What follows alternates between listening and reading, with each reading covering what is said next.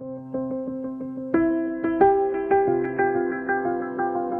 an elementary school principal, and I couldn't hop and jump and do the hokey pokey. I couldn't do that anymore because I would wipe my pants in front of the kids, and that's embarrassing. One of my patients very aptly put it, "I know incontinence will not kill me, but it took my life away." About 1/4 of all adult women experience urinary incontinence. Dr. Salil Kendwala is an OBGYN who specializes in urogynecology at Oakwood Healthcare. Urge incontinence is when a woman has to go to the bathroom and she just can't hold it, that gotta go thing. Stress incontinence, on the other hand, is when a woman leaks with coughing, straining, or any strenuous activities. I had been told that I needed to have a complete hysterectomy and a bladder suspension. Problem with bladder suspensions, it requires opening the abdomen, hospitalization, need for a catheter. Now we have moved on to something which is called a mini sling, or a minimally invasive approach for urinary incontinence. And he did the exam and said we can take care of this in about an hour and a half in my office. We were the first in the world to do the first sling at Oakwood. This is it.